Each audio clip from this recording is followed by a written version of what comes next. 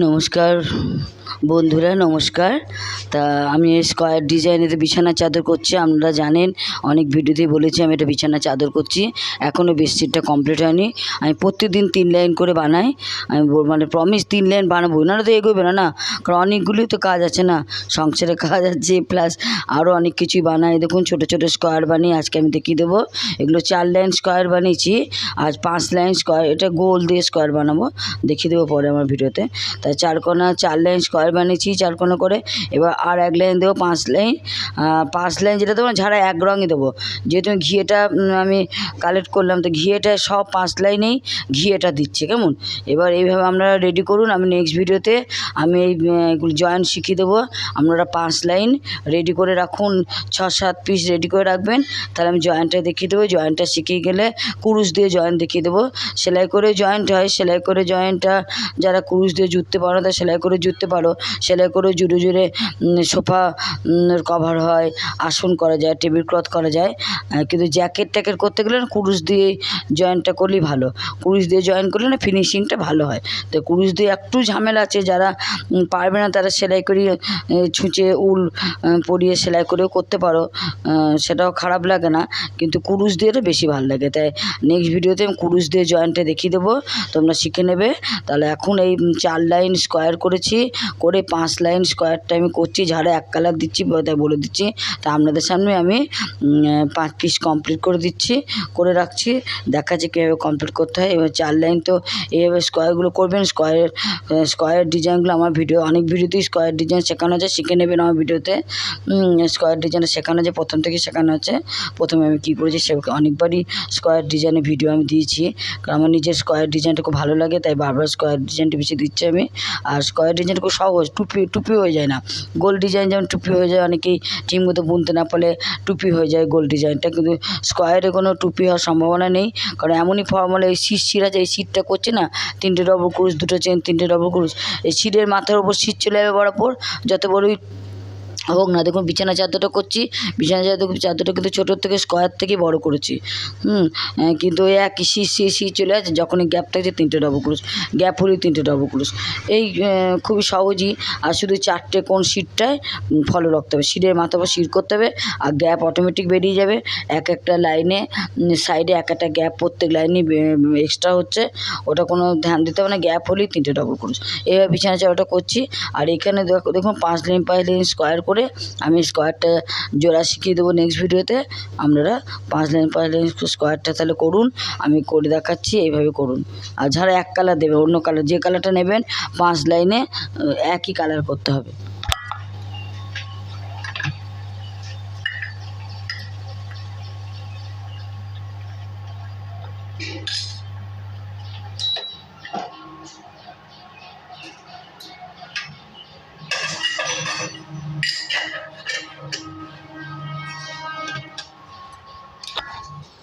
দেখুন হয়ে গেছে, ঝাড়া ঘিয়ে দিয়েছি তো, যেহেতু আমি ঘিয়ে রঙটা দিয়েছি, তো সব 5 লাইনে ঘিয়ে দেবো।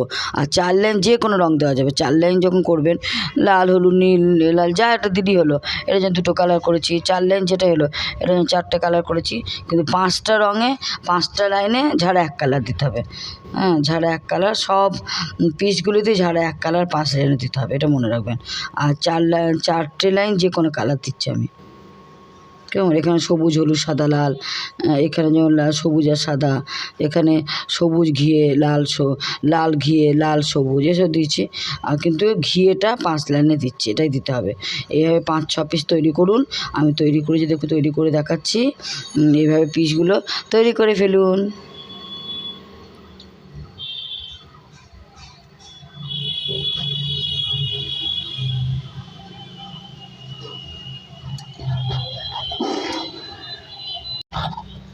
এইভাবে তৈরি করুন।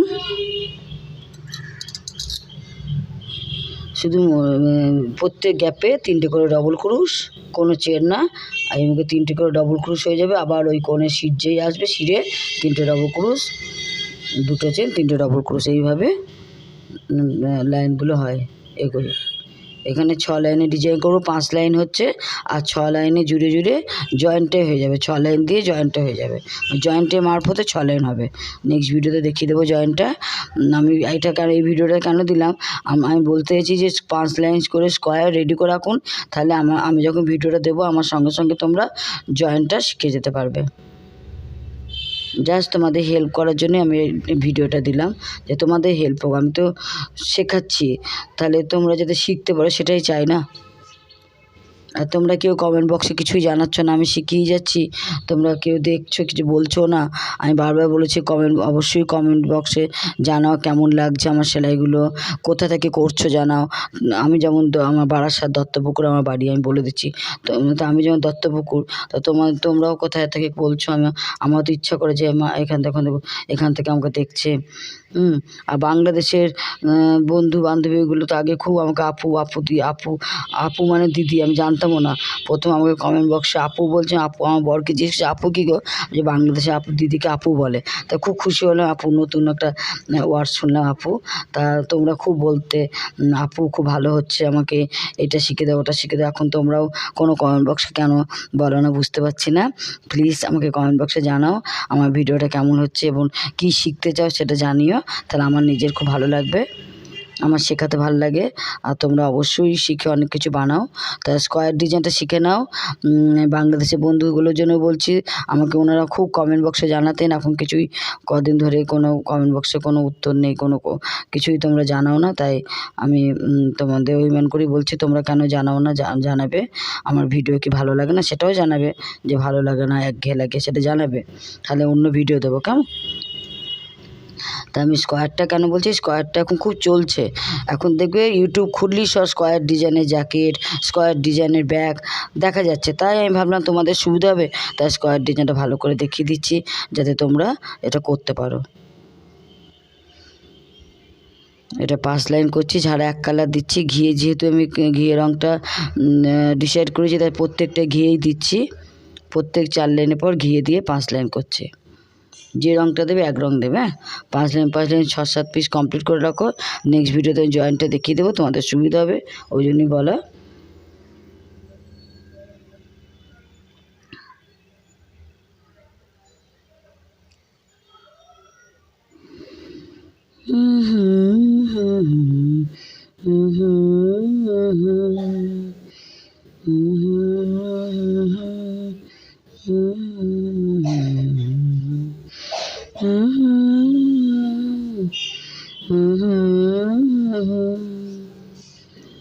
কোন গানের সুর বলবে না,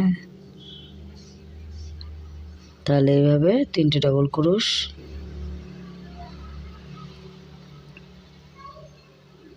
আর যে শির আসছে 3টে ডাবল ক্রোশ, 2টো চেন, 3টে ডাবল ক্রোশ, এইভাবে করে যান। 5 পিসগুলো 5 লাইনটা এটা করুন, হ্যাঁ।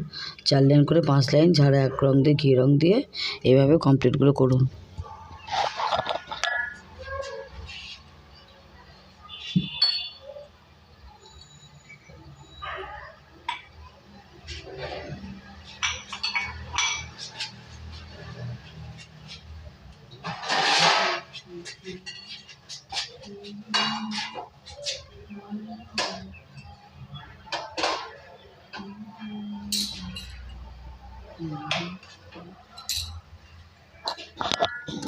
দেখুন কি সুন্দর হয়ে গেছে, কি ভাল লাগে না পিসগুলো। অনেকে দেখি কত স্কোয়ার পিস পিস করে করে, ভালো লাগে। অনেকগুলো স্কোয়ার করুন, তাহলে অনেক স্কোয়ার কিন্তু লাগবে। জ্যাকেট বানাতে গেলে তো অনেকগুলো স্কোয়ার লাগবে। আর এটা জয়েন্টটা শিখে নিয়ে নেবে, আপনারা মন পছন্দ জ্যাকেট বানান, ব্যাগ বানান, সেটা আপনাদের ইচ্ছা। তাই জয়েন্টটা শিখে নিলে তোমরা নিজেরাও বানাতে পারবে, আমাকে বলবে, আমি শিখিয়ে দেবো।